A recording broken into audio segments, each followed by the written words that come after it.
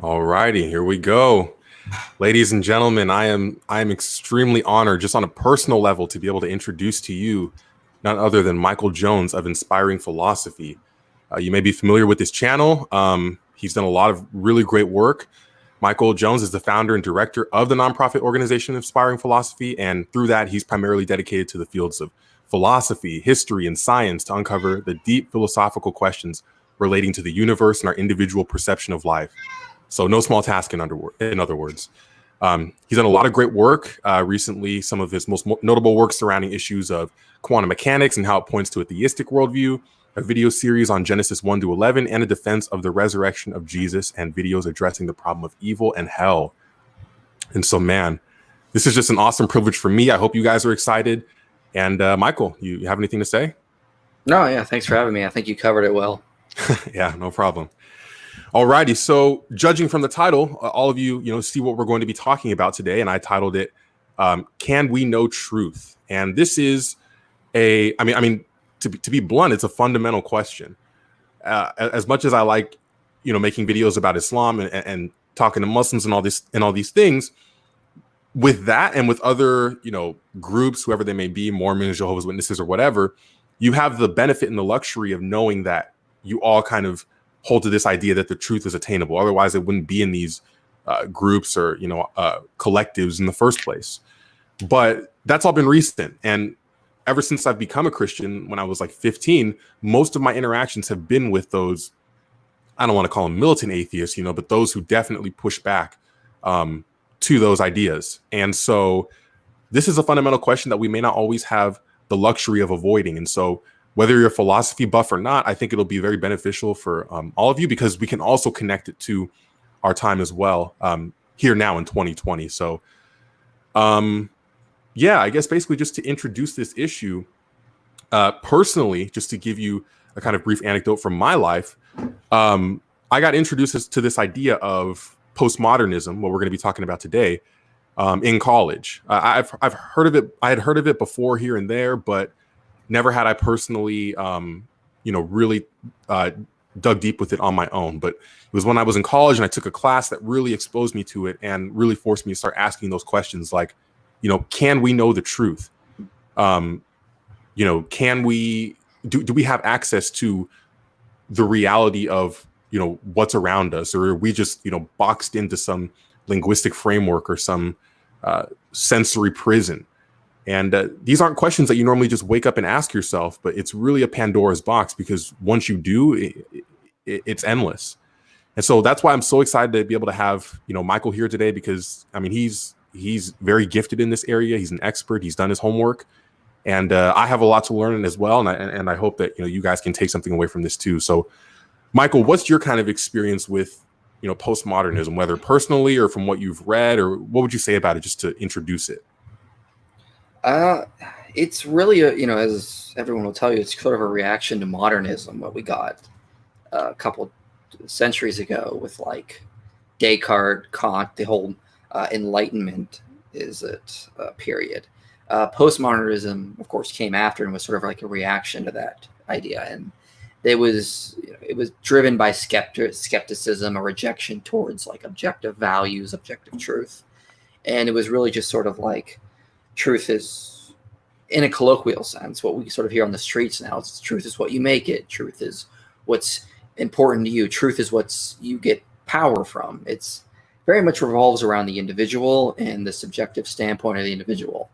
And so we see it manifest in today's culture in a lot of ways, people saying like, speak your truth, or truth is what you need it to be or what you want it to be, which in my view are very, very dangerous things to say. And I think when the Instagram models or the online celebrities make those claims, they don't know what they're saying, and they don't know the implications of what they're saying and the damage that can cause. And we'll get into those. Because unfortunately, there are many real world examples that we can point to, because we see the way in which the tide is shifting towards that. Not always consciously, but definitely subconsciously. And so, I'll kind of give what I understand, there to be their main argument. And I'm sure there's some here that you could add as well. But basically what I heard from my professor, and what we would read from the likes of philosophers like Nietzsche and Foucault and more recent ones like Richard Rorty, was that basically we as humans are, I guess they use the word trapped within a kind of linguistic framework. We're trapped within the realm of our own arbitrary thought and our own understanding. And so we have a language which is, regardless of the culture, it's a chain almost. It's a ball and chain which keeps us from being able to truly understand what's around us. So just to give you an example, like I was telling Michael before, if I show you my phone case and I say, this phone case is black, what they would argue is that the world on its own is inherently meaningless. You're not going to find an object in the natural world that says, I'm called this, or, this is what you should refer to me as. And so these definitions and these labels and whatever that we come up with for the things around us are all arbitrarily determined.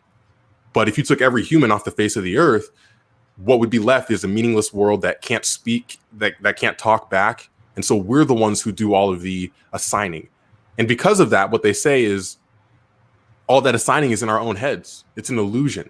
And so therefore, the world around us in its real, actual, natural sense is indifferent to our claims of the truth about it. It can be simple claims like the color of an object, or even moral claims like behavior. And so what they essentially say is, because we're trapped within our linguistic framework, and because that linguistic framework, the things and terms which we use to label these objects and whatever and these behaviors, is all arbitrarily determined, therefore we cannot truly be able to objectively say, beyond our own subjective opinions, what is true about anything. Michael, Right. Does that sound kind of right, or is there anything you might add? Or Well, I mean, I would basically quote Thomas Nagel, who's an atheist philosopher, and he wrote a book called The Last Word, where he does a lot of replying to Richard Rorty, for example. Mm-hmm. And, this is totally a self-refuting position. He says claims to the effect that a type of judgment expresses a local point of view are inherently objective in intent. Mm-hmm. They suggest a picture of the true sources of those judgments, which places them in an unconditional context. The judgment of relativity or conditionally cannot be applied to the judgment of relativity itself. To put it simply, the claim everything is subjective must be nonsense, for itself would have to either be subjective or objective, but it can't be objective, since in that case it would be false if true, and it can't be subjective because then it would not rule out any objective claim, including the claim that it is objectively false. Mm-hmm. So, I mean, he basically just points out, if you're going to say that everything is subjective, well, that itself is a subjective claim, and therefore I can reject it. If you're going to say everything is arbitrary, that in itself is also arbitrary. So they end up just refuting themselves constantly, and you get this with different theories that sort of mingle with this general idea like logical positivism or verificationism. I mean, they're all just sort of self-defeating ultimately, and they get us nowhere. Yeah, that's so true. And by the way, just before we keep going, I know that we're going to be touching on a lot of people and ideas and things which may go over your heads. I won't be surprised if it goes over mine as well at some points. And so please do not hesitate to ask questions. This is an awesome opportunity to have Michael here. And so, we'll definitely be open to doing that. But yeah, Michael, you hit the nail on the head. This was actually a question in class that I asked my professor when he was talking about all this. And I wasn't snarky about it. I genuinely just wanted to understand. And he acknowledged, he was like, yeah, this is what postmodernists get labeled with, all the time. They get labeled as being contradictory. And he's like, and he kind of stopped with it. And then he was like, well, let me see if I can reword it. He's like, basically, no human has ever come to a point where we can, he basically said there's never been a point where any individual human can know. And this is what I hate too, because now it gets to this issue of certainty, with 100% certainty and all these things. We've never reached that point. And so I'm like, well, that itself again is an objective claim, but yeah. Well, if I'm going to try to steelman it, their position as best I can, because I get what they're saying. Mm-hmm. Now I do agree still with Nagel that it is self-defeating, and when they try to make these replies, it doesn't work. But what they're trying to say is they're saying humanity is in a box. And what we would call objective truth is beyond the box. We can only talk about what's inside of the box. So when you're talking about something like what does it look like outside of the box, or is there a larger world outside of the box, we can't really make those claims because we're stuck inside our subjectivity, these boxes, this world we live in. And we can't get beyond like our five senses, beyond our limited cognitive faculties. And so we can't really talk about those type of things. Now, what they will say is, yes, we are limited by language. We have to say things like, it is true that X, Y, and Z. It is true that we are limited by our senses. But they say that's sort of like a limit of language. It's a limit of the construct in itself. So everything seems absurd because it is. So a lot of times you'll even get postmodernists they'll say something like, there is no objective truth. And you'll go, is that an objective truth? And they'll go, no, and it's all absurd, and that's okay. So sometimes they're even willing to bite the bullet on that. And so that's kind of what they're going for. If you want to try to best understand their position, they're not idiots. I mean, Foucault, they're not. Nietzsche, these people were not idiots. They were extremely intelligent, and they spent a lot of time developing what they were trying to get at. I mean, just think of modern philosophers today, like Richard Rorty. Richard Rorty is very intelligent. But so what they're trying to do is, it's better to think of it as a box you're stuck in. And sure, you are within this box, you have to use language to describe it, but it's still meaningless. It's still absurd in that sense. So at one point, Richard Rorty says, I'm paraphrasing, of course, but to speak of that there are mountains over there, we can't really say there really are mountains over there, even though I can clearly see them with my senses. But we can't talk about them in an objective sense. And that sounds absurd, but he's like, yeah, of course it is. Everything is absurd. But that's the postmodernist position. They just want to go off the deep end. It's taking the modernist ideas of enlightenment, the idea we can obtain truth, we can know objective facts, and saying, no, we can't, throw it off the cliff. And by the way, we're going off the cliff with it. Yeah. And I will give them credit there, because there are many people who try to have their cake and eat it too, and try to push for these type of ideas, but then still hold on to, and I mean, not all atheists, but some atheists I've talked to, they try to justify objective morality without, the idea of God and all these things. And I think that people like Nietzsche and Foucault, at least they were honest about the implications of it. And, I mean, that's a huge sacrifice to go off of that intellectual deep end, but at least they were committed. And I think, and I genuinely think that if that's the direction one wants to go intellectually, that's where the logic of it leads. And so, yeah, they didn't try to have their cake and eat it too, and try to still say, okay, well, murder's objectively wrong, or, you shouldn't rape or whatever. They recognized a kind of subjective collective and like how humans as a whole can agree on these things. But in terms of there being some objective, moral law, which dictates our actions, they recognize that, no, that's out the window. And so I do give them credit for that, because at least they were genuine. Yeah. And that's kind of what they were trying to get at. They were trying to react to the modernists who thought we could know truth and objective facts.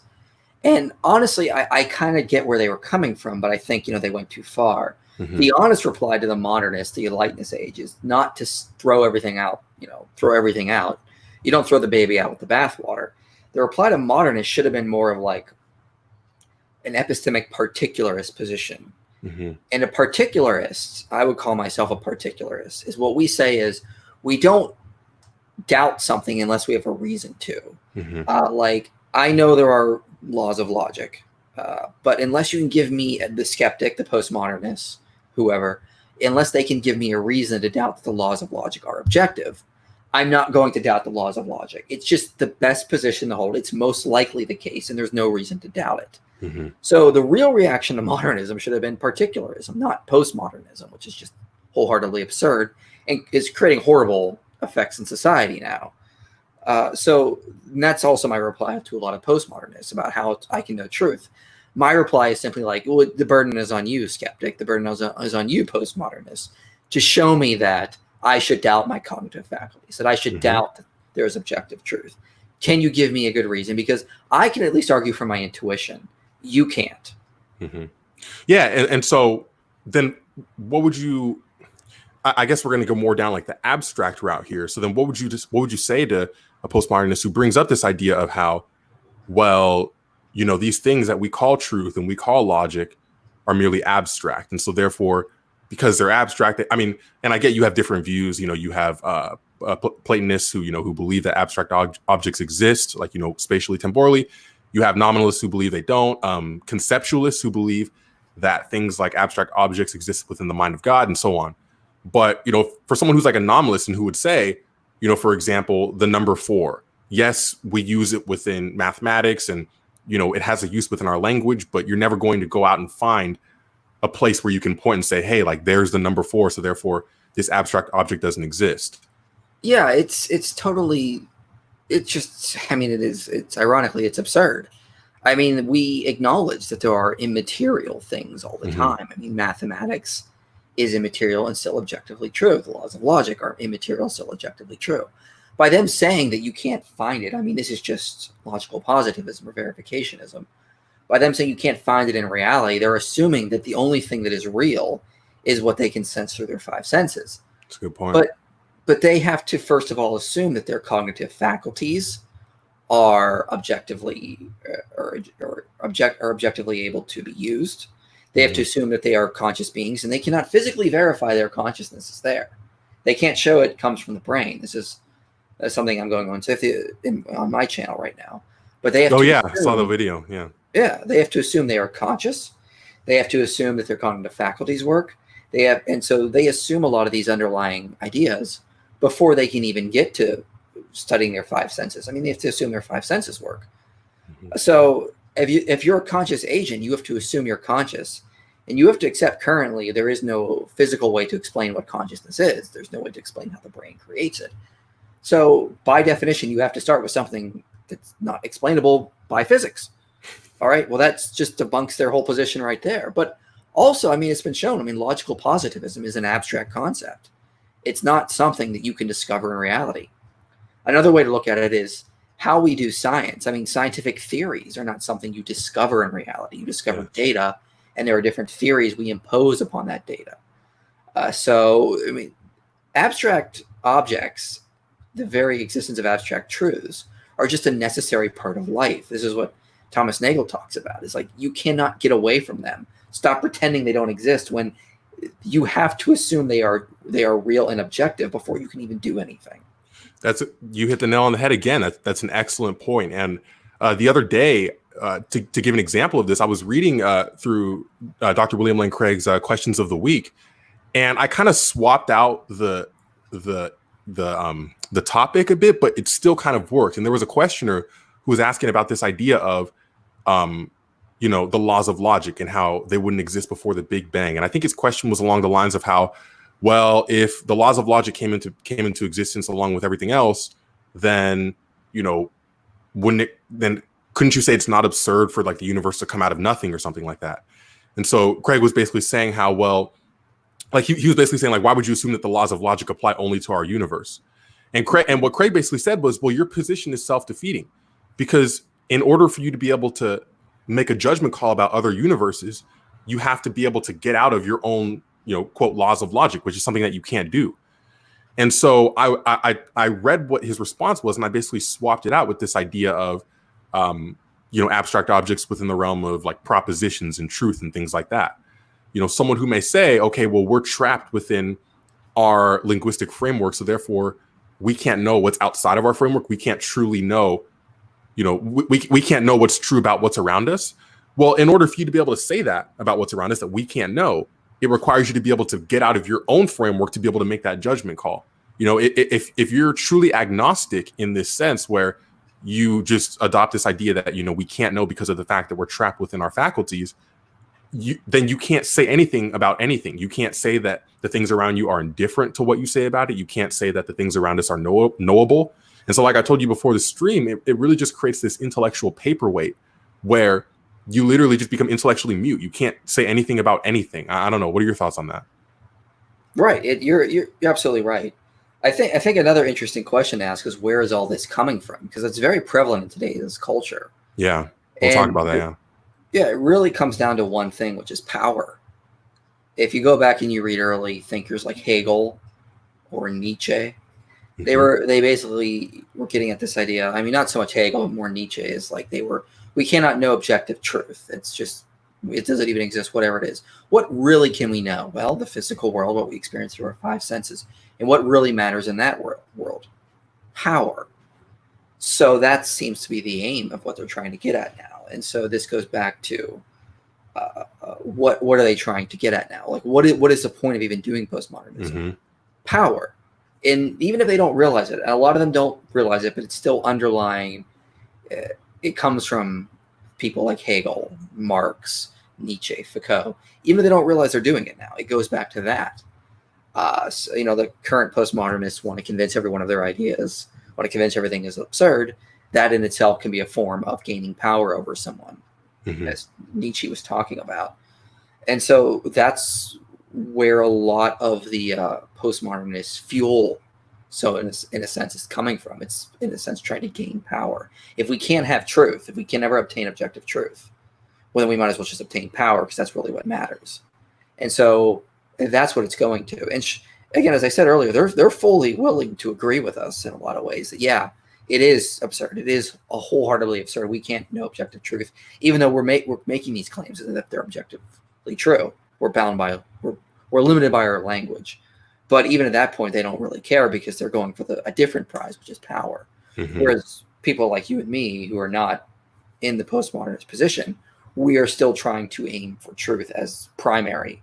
You could argue there's a power dynamic in there as too. We're trying to convince people of our position, but it's ultimately we're trying to get to what is objective truth, because we don't reject that to begin with. Yeah, that's excellent. And yeah, that whole idea of power ties directly to, I think it was called, and this might have been what Foucault fashioned. It might have come earlier though, but the idea of the Panopticon, you know what I'm talking about, with like the prison, and like you can't see if the guard is there, and because of that, it locks you in. And that's what they'll argue about today's world. They argue that everything around us, the architecture, which says that you have to be in this classroom to study this, or, you have to go to this place to get this item. These are all subconscious ways of inflicting power over us, and essentially getting us to submit to. They don't necessarily say it's conspiratorial, but just that, it's the goal, and this is the way in which we see the goal manifested. Well, this actually relates to why I brought up Hegel to begin with, because, I wouldn't really classify Hegel so much as a postmodernist, but a lot of postmodernists do build on his ideas and sort of work from him. Have you ever wondered why a lot of people today that we would call them maybe far leftist, communists, even progressives? I mean, they're very much influenced by postmodern ideas. Let's not pretend it, but they're very much under this idea that we need to get control of this government facility.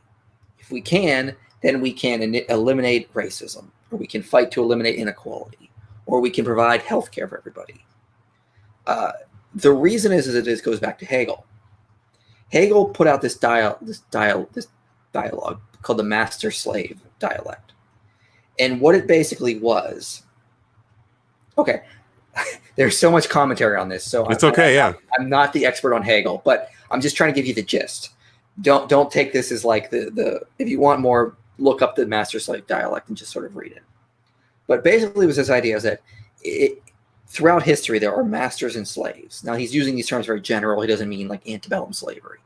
There are masters and slaves. The master, who's in charge, sort of takes control of his subjects and limits their freedom in ways to try to force them to be something else, hopefully something better. So the master sort of like, manipulates society or changes things in society so that the slaves sort of become more enlightened, become ultimately in the end more free and think properly. Now, see how that sort of rolls down and applies today.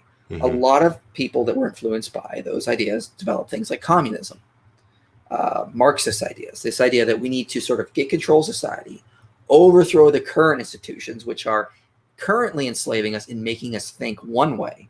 We need to get control of them and restructure them, tear them down. That's the whole, connects to the whole things of riots and chaos. Tear the current structures down, because the current masters are enslaving us and making us do the things we're not supposed to do. They're making us focus on capitalistic goals about gaining money. So first we need to get a hold of them, tear them down.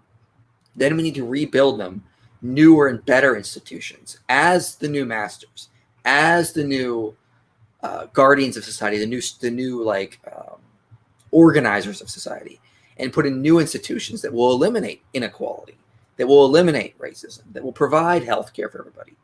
It goes back to the master-slave dialect.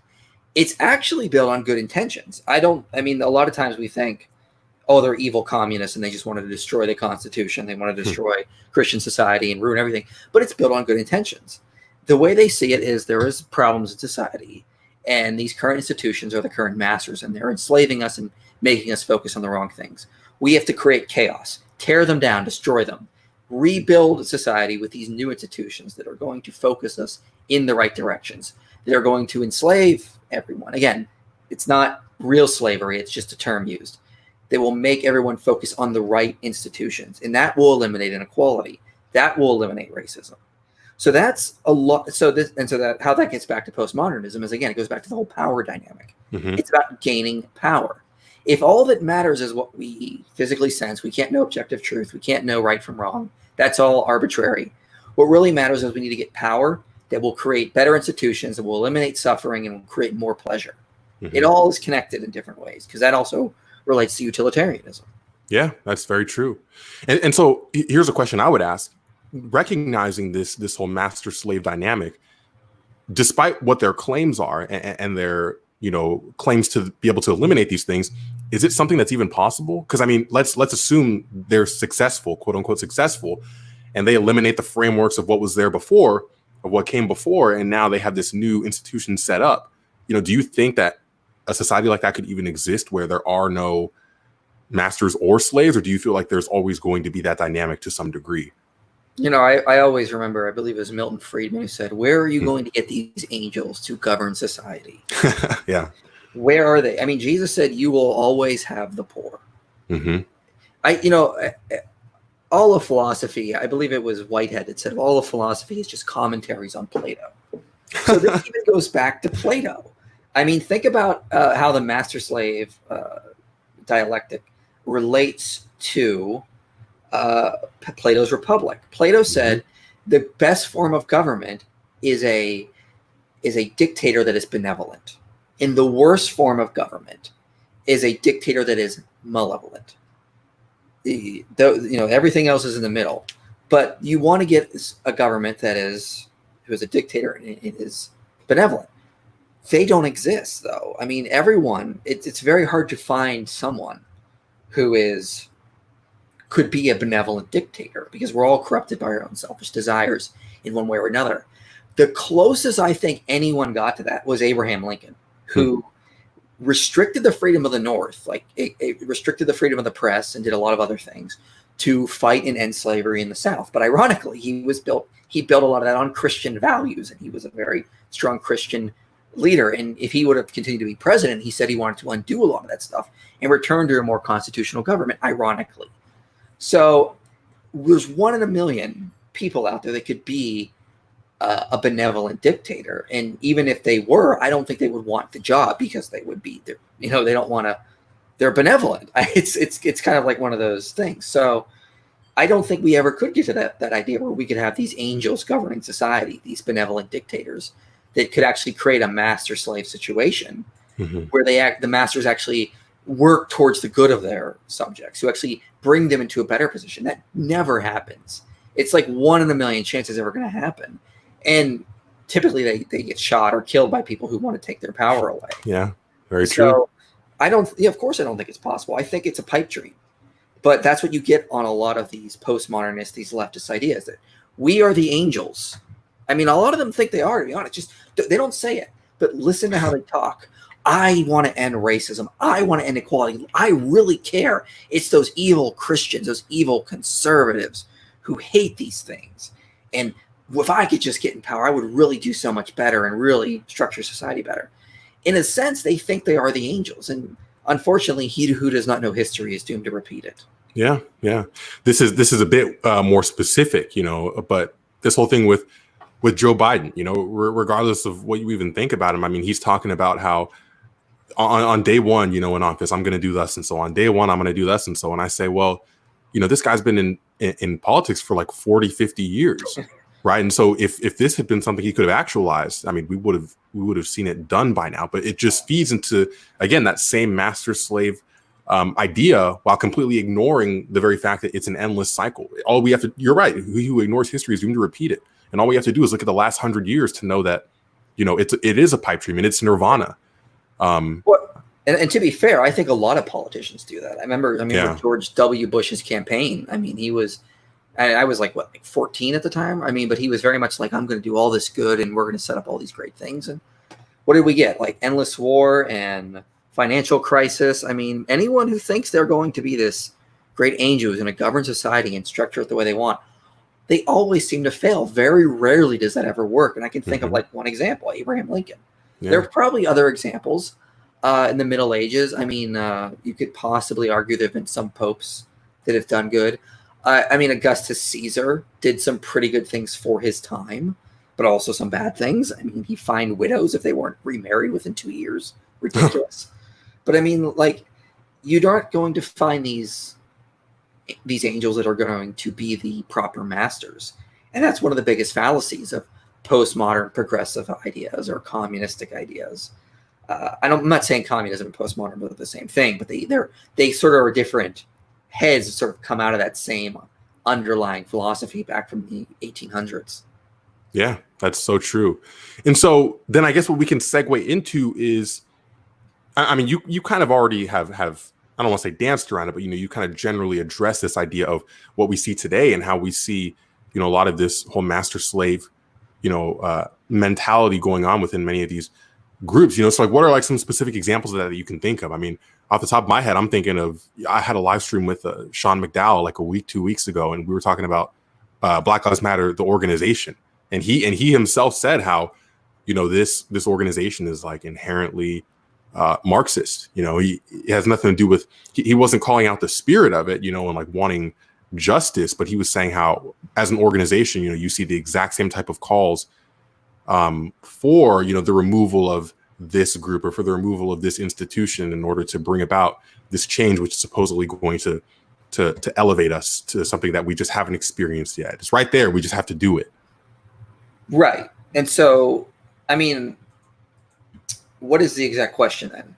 So we're talking about, the movement. Yes, I mean, that's just like an example. So that's just an example, like, I was thinking of, okay. And before the stream started, you sounded like, there were a lot of like examples buzzing around in your mind just that we see today in the world. So I just wanted to know if there were like any specifics, in society, I guess, that we may see today in 2020 that you wanted to bring up or anything. It's just, it's an open-ended thing. So, I mean, you could think of just simply abortion. Yeah. Today. Yeah. That is also related to it because what they're trying to do is trying to structure society the way they want.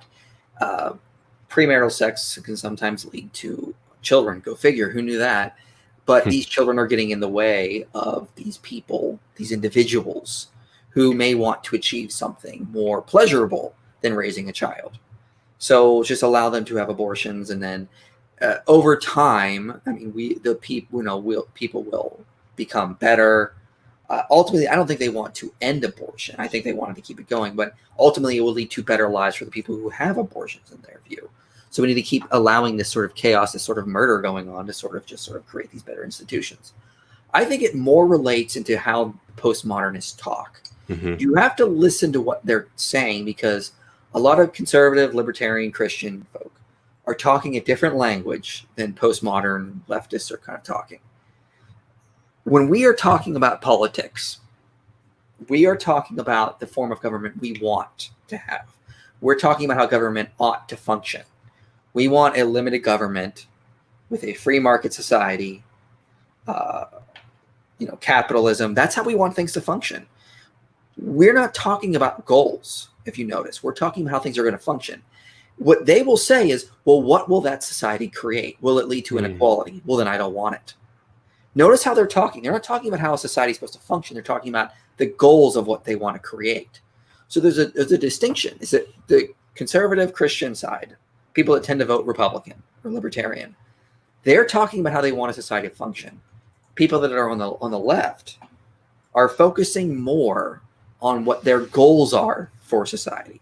We want to eliminate racism. We want to eliminate inequality. We want to eliminate people that don't have this idea of not having healthcare. We want everyone to have healthcare. How we get there is not important. What's important is that that's what we aim to do. That's what our goals should be. So you can see this whole idea show up in just how they're talking. What are the goals of the communists? What are the goals of the postmodernists? Well, their goals are to increase pleasure. Their goals are to eliminate inequality. How do you get there? Well, that's not important. What's matter is that we just get there, no matter. And so the means will justify the ends in that sense. And the other side is saying, no, it won't. The means will not justify the ends. We need to first have a system that's going to function. We have to find a government and a society on how it functions, not on what its goals are going to be. So there's a goal-function distinction. One side's talking about goals, one side's talking about functions. So just think about how that sort of just plays out in reality. That's why a lot of people on the right and left can't have good political discourse, because people on the right are talking about, well, how should a society function? And the left is saying, that's not important. What's important is we eliminate inequality, that we eliminate racism, that we eliminate lack of healthcare. And so that's sort of how I think it's manifesting most in reality, is how people talk about politics. Yeah, very well said. And so just to kind of go back a bit, just to the apologetical realm, what other, and again, I'm not expecting an exhaustive list, but if there's anything else you may want to bring up in relation to, this, what are some things that you'd bring up if you were talking to someone who's, diehard postmodernist, who's read Foucault and Nietzsche and all these people, and, doesn't hold to this idea of objective truth.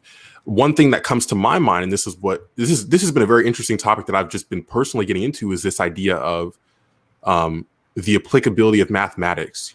Craig just had a really great debate with Graham Oppie over on Capturing Christianity, where they talked about this. And he's referenced this more in his writings, but basically what he said was how, well, if we're living in this world that's indifferent to our subjective, language about it, then, how is it that our subjective language, i.e. in this case, mathematics, saying 2 + 2 = 4, and then even the more complex forms, how is it that, these subjectively created things can apply to, this supposedly indifferent world?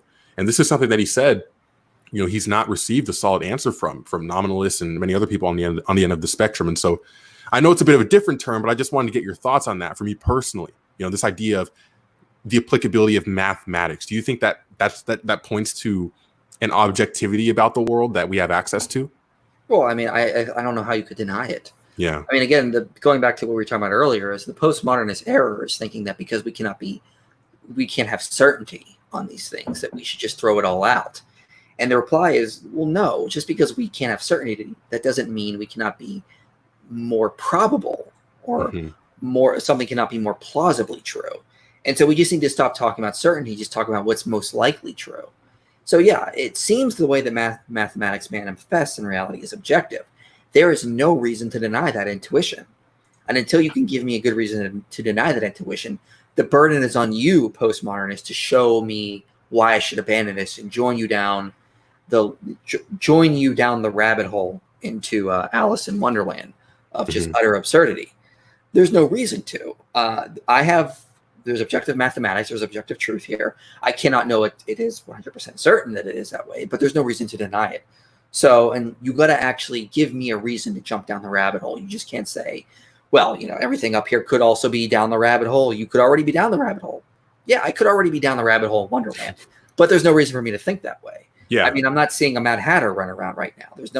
There's no independent reason that makes me want to jump into absurdity with the postmodernists. So they don't want to supply that. It's hard for them to get there. So when you move them away from certainty and into just most probable, the same language historians use to talk about the past, it's most probable X happened, then their arguments start to fall apart really quickly, because they're going to debate with you. If they're going to debate with you on what is most probable, they're going to run into a lot of problems, because they have to deal with intuition, deal with the way objective facts manifest in reality, all these types of things. And the evidence points to that there being objective truth out there, just beyond the grasp of certainty. So, I mean, that's the way to go about it. Another way, apologetic way to deal with postmodernists in terms of a Christian understanding is, quite honestly, go talk about the depravity or the sinfulness of humanity. Because a lot of postmodernists don't assume necessarily that humans are good. They assume that humans are, better word for it would be unconstrained. This is borrowing language from Thomas Sowell, who's a great political philosopher, by the way, probably one of my favorites. The postmodernists or people on the left would say that humans are unconstrained by our nature. We're born into this world, and then institutions impose beliefs, impose restrictions on our nature. But it's not so much our nature that it constrains us to act a certain way. It's these institutions that make us selfish and greedy. The conservative or the Christian on the other side says, no, we are selfish and greedy not because of institutions in society, but because we're constrained by our nature to act that way. And science supports that. Science does support this idea that we evolved to be selfish by nature, that we're constrained by this depravity, that we seek out our own needs before we help other people. Yeah. So, I mean, talk about something that Christianity obviously gets right, which is the total depravity of humans. And postmodernists don't want to accept that, because if they accept humans are totally depraved, that's their master-slave system is going to fall apart, because that means they're also depraved and they can't structure society the way they want. They're not the angels. It's unlivable. Yeah. That's actually very interesting, because I just thought I had to stay within the realm of, when I would think about this, to stay in the realm of, I guess it's still philosophy, but I didn't even think about bringing up the idea of depravity of man and how that relates to. Well, just remember something. You got a bachelor's in philosophy, right? Political science, but I took political philosophy courses. Yeah. So yeah, one of the things that I find it hard to do is the more I get into philosophy, the more I think I have ascended. The more I think I know more now than what Paul knew. Yeah. And every now and then, God humbles me and reminds me, you are a tiny ant on Paul's shoulders. Yeah. Paul was such an intelligent guy. He was standing on the shoulders of Jesus. They were right about so much more than we realize or give them credit. So sometimes, even when you are deep in philosophy and you have gotten all your syllogisms worked out, sometimes you need to take a step back and just go read what the Bible says. Because I'll tell you, there's a lot of really good truth in there we tend to overlook when we get way too deep in our philosophy books. Sometimes they're right about things. And just going back to the depravity of man, what they hit on will sometimes knock the postmodernists off their feet.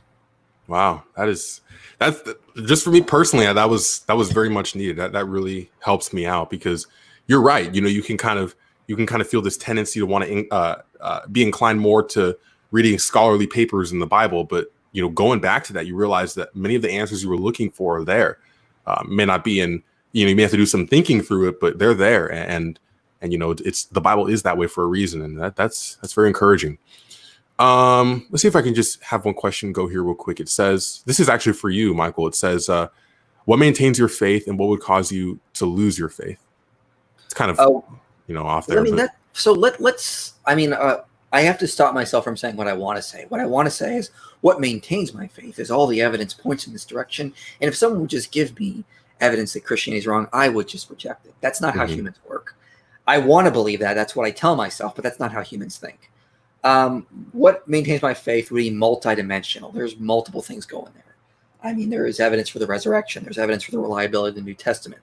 I am wholly unconvinced of the atheist constant attacks on the Gospels. I think those are. Yeah. I think Matthew and John are eyewitnesses, and Luke and Mark are relying on eyewitnesses, excuse me. So that's a big maintain of that. So evidence that supports the Bible. Also, I feel like Christianity is philosophically unique, answers a lot of the deep questions of humanity that a lot of other faiths cannot handle. I think I've never been an atheist. I don't see the reason in it. I think there's just so much evidence pointing to the existence of at least a deistic God. So my faith is maintained by a lot of different things. And what would cause me to start doubting it is you'd have to start chipping it away one piece at a time. I would probably emotionally be upset by that at first. It would take a while to change, because that's just how humans are. Yeah, that's so true. And I was just thinking about that yesterday, the versatility of Christianity, because earlier in the day, yesterday, I was watching this an ex-Muslim Christian who was ministering to Muslims and stuff.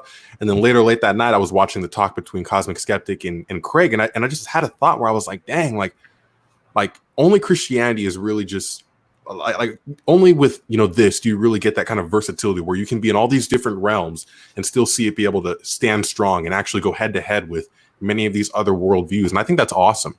And that really is something that kind of subconsciously contributes to my faith. But that's really interesting to hear from you as well. Do you want to just, I mean, I was figuring we go for about 15 more minutes, make it an hour. You want to just answer some questions here? Yeah, let's go for it. Awesome. But I would just say to just sum up everything what I was trying. Oh yeah, go for it, please. I think what we need to do in terms of if you want to have a better political debate, start trying to understand where their underlying politics comes from. Mm-hmm. If they start talking about goals, they're most likely coming from a leftist view, and they're defining how a society should be in terms of what its goals should be. If they're talking more about functions, like I want a free market society, I want a limited government, I want a constitution, they're more right. They're defining a government in terms of function. If you can understand that distinction alone, you're going to have a better political dialogue with someone because you know where they're coming from and you can attack it better.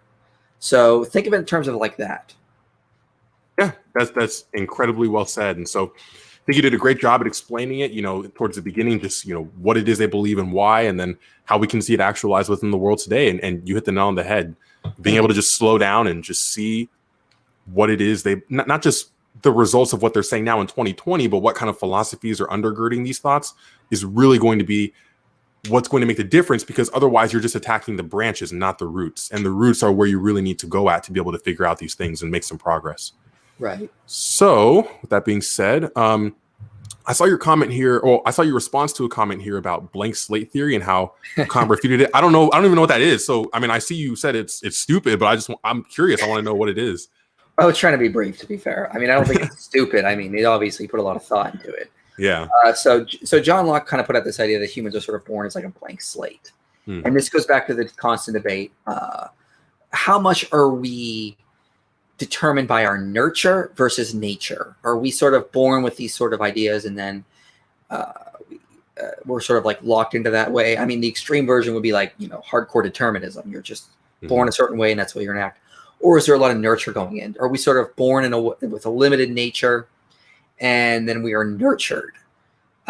Like institutions in society nurture us to think a certain way. So Locke sort of had this idea that humans are just entirely, run by their nurture. We're born as a blank slate and you can make humans to be whatever they want. That's obviously scientifically false. I mean, communists tried it, failed. The Nazis tried it failed. We're trying it now in different forms of society. It fails. Humans are still bound by their nature. It's neither nurture nor nature. It's a combination of both. And so one of the things Kant said was, now he was talking about the a priori forms of intuition. So it's a little bit different, but I sort of relate it. I'm combining two things that maybe shouldn't be together. That's a debate for another time. But Kant was responding to the idea that, if everything we know comes from experience, where do we get the knowledge to have an experience? So if all of our knowledge comes from experience, we obviously have to have knowledge to have an experience. So Kant's basic idea is that there are these a priori forms of intuition that we are born with. We are born with some knowledge. It's these a priori forms of intuition. And so we're not born as a blank slate. These a priori forms direct us and help us have experience. They determine how we're going to experience something. It's the way I can know that this is a glass. It's because I was born with understandings of what shapes are and what colors are just from intuition. Interesting. So we're not born as blank slates. And I think Locke is also wrong in larger degrees because, that was one of Stalin's driving forces. He thought he could just create a utopia. He'll just wait for the next generation to die out and the next one born will, be whoever he wants him to be and he can create his utopia. Well, it's obviously false. Humans are very much still constrained by our nature. Going back to Thomas Sowell, we're not unconstrained by our nature. We are constrained by our nature in a lot of ways. So you cannot just change institutions and change humans because humans aren't blank slates. We are born with certain natural tendencies, genetic tendencies to sort of act a way, sort of to go a certain way. So you just can't nurture humans the way you want them to be. Wow, very well said. Awesome. One here, it says, given the prevalence of postmodern and Marxist thought or tactics in our culture, how should Christians be proactive and not reactive in promoting the ideals of Jesus Christ? You kind of touched on this a bit, but I liked what you were saying. So I guess if you want to add anything more to that, it would be awesome. Yeah, I would say you got to really hit them on the depravity of man because that's one of their underlying views. Again, it goes back to, if you're going to read, I'll get the book here. Hold on. Yeah. This is Thomas Sowell's book, A Conflict of Visions. I'm going to check that out. So that's a really good book. It's very boring in like the first couple chapters, but I mean, you need it there because he's sort of laying the groundwork, and then it really picks up and it's really good. But in that book, there's a conflict of visions. It's the postmodernists believe there is this unconstrained view of humanity. We're not constrained by our nature. We're unconstrained. We're born as blank slates. You can just change the institutions. Humanity will change. The other side is no, we are constrained by our nature. You just can't change institutions. And I think history supports that view. So you got to deal with that. You got to talk about the nature of humanity, the way we are born, the way how history has shown that you just can't change institutions and humanity will change. Mm-hmm. You have to actually deal with the fact that humanity is constrained by our nature. And that points back to Christianity because it relates to total depravity. Yeah, and that's a great point to give the gospel too, and to say like, you're part of that group, you're depraved. And that's exactly how you can usher in, the whole idea of salvation at all. Yeah. And honestly, I would just say this to Christians. And a lot of times it's very tempting to fall into political debates. Mm-hmm. Try not to. Before you have a political debate with someone, talk about their nature, what they think of humanity. Talk about the nature of humanity, because that's where a lot of their political ideas are going to come from. If you can convince them of Thomas Sowell's point in this book that humans are constrained by our nature, we're not unconstrained. Give it a couple of weeks, you'll start to see a lot of their political views start to change because their underlying views about psychology and humanity have changed. So a lot of times when you debate politics, you're just sort of cutting off the weeds. You're not pulling the roots out. Go after their understanding of humanity and the nature of man. Pull the roots out, and you might actually see some real change. That's odd. That's probably like my number one takeaway from today. And I think that's a very strong point. Like just for me personally, like you are way too flattering. I'm telling you. No, I mean because I told you, I've been interested in this before I even started this channel, so this is just, I feel like a kid in a candy store. But looking at this next question, it says, let's see here. I don't know. This is just kind of a comment, I guess, but it just says, I just got into politics around 2 weeks ago when I stumbled upon John Doyle's Hack Off Comedy channel. Have either of you heard of him? No, I never heard of him. It sounds like a great channel name, but I've not heard of it. No. Yeah. Here's a more basic one. Same guy. Any recommended books on political philosophy? So you already got one there. I don't know any more that you want to add on, more from Thomas Sowell or what was the book from Nagel with was it a book or just writings or? It's his book called The Last Word. Okay, I'll type it in the chat here. Yeah, The Last Word. That's more on relativism and subjectivism and why it's false. Okay. I would honestly tell people to read Thomas Sowell. Is a great book. I know I have other ones here. I can't find them. They might be in my other rooms. I have like 3 other bookshelves. Yeah, don't worry about it. What was the name of the Soul book again, so I can type it? It's a Conflict of Visions. Is awesome. A great place to start. I would also tell people to read Friedrich Hayek, The Road to Serfdom. Another great book that really, he's obviously going to be arguing from my position, not so much the liberal side of it. But that's another good book to start. Go back into some of the older stuff. I enjoy reading Edmund Burke. One thing I like about reading Edmund Burke is if you actually start to read him and you understand what he's saying, you'll find yourself laughing at his joke because he's kind of can be sarcastic at times and no one else will get it. So I remember reading Edmund Burke and I'm like, look what he just said. And my wife was like, what? I don't get it, because she was just like, she just didn't. You have to sort of know what he's talking about. But he critiques the French Revolution before it really got bad, and he was right about a lot of things on that. Okay. So Edmund Burke was sort of like a man ahead of his time. He was able to accurately predict a lot of the problems that resulted from that, the Jacobins and their problems. I would also, if you want to read another underlying political philosopher to better understand the left, read Jean-Jacques Rousseau. His famous quote is, "Man is born free, but everywhere in chains." Yes. What does that sound like? We're born unconstrained, and then these societal institutions force us to be a certain way. He's another good person to understand. Actually, I think I just remembered something. Wait, maybe I don't have it. Where did I had a really good book, and I can't find it now. This happens to me a lot. You don't remember the name off the top of your head? No. Because I've not been doing political philosophy for a while. Yeah, no worries. So, but no, crap. I can't remember what I did with that book. But I also lost a couple books. I lost when I moved from Illinois to Arizona. I lost a couple boxes and probably some books as well. So unfortunately, I can't remember. Okay. Well, I think you'll like this next one. It's pretty basic, but it's good. What is IP? What is the best argument for God? And can there be some truth in atheism? I still believe the best argument for God's existence is the digital physics argument or the emergent universe argument, because it's a contingency argument that I think just adds so much extra data to it that it's really hard for the atheists to get around. And that's why when I debate atheists, I bring it up and just watch them squirm. So I still think that's one of the best arguments. And can there be some truth in atheism? Well, of course. I mean, in atheists themselves, I think, yeah, there can be. In atheism itself, it depends on what they mean by that. It depends on how they define it. They want to define it as a lack of belief, which doesn't make any sense. Yeah. But I mean, whatever. But it's hard for me to. It's always really hard for me to be an atheist, even when I wasn't really a Christian. I still didn't go so far as atheism because it just never made sense to me. Mm-hmm. Okay, awesome. Do you, if you can, I don't know how complex it is, but do you want to give a kind of brief synopsis of the digital, what was the name of it again, the argument that you said? The digital physics argument. Yeah. Premise 1, if the universe is emergent, it's emergent from a mind. Premise 2, the universe is emergent. Conclusion, therefore, the universe is emergent from a mind. Wow. Okay, awesome. So if you want to see it, see my video titled Emergent Universe, and that's where I explain it. I have seen the notification. I haven't watched it yet, but that should be good. Yeah, you seem like you're doing a lot of really good stuff. I saw that you have some like Exodus thing that you're planning or something, right? I'm planning a big documentary on the Exodus, probably for April 2021. Okay. But I still have other videos on biblical archaeology to do, because I'm doing a whole series on biblical archaeology, and I've only done Eden and the flood so far. But this fall I'm going to do one on the Tower of Babel, one on Nimrod.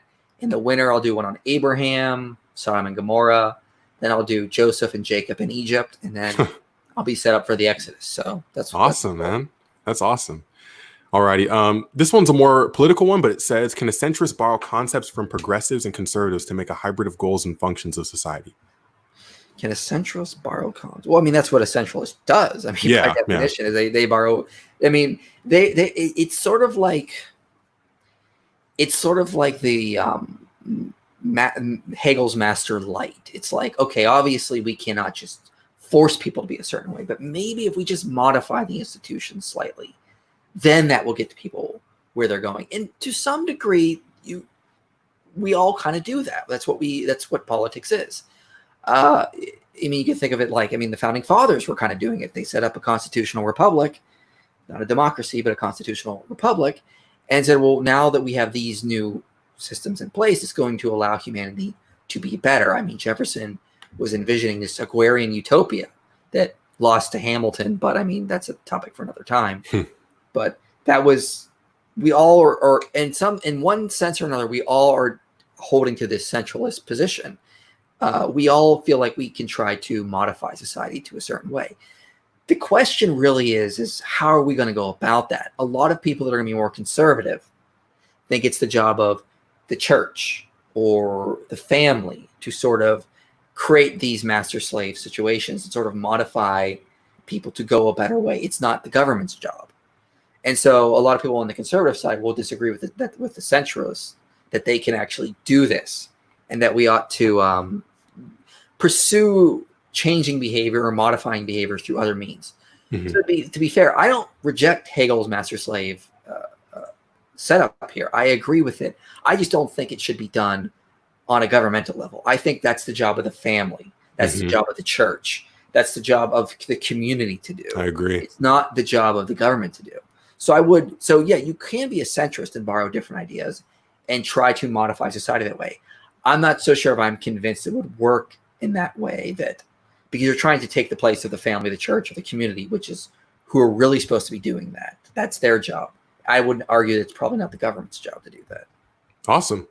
Well, I think this would be a good, I've seen some repeat questions, but I want to get people who haven't asked yet. This might be a good one to end with. It says, ask IP what field he's specializing in the university. I don't even know if you are in university, but I will be. I'm going to get my master's degree. Okay. So, ideally, I'm going to specialize in philosophy of science.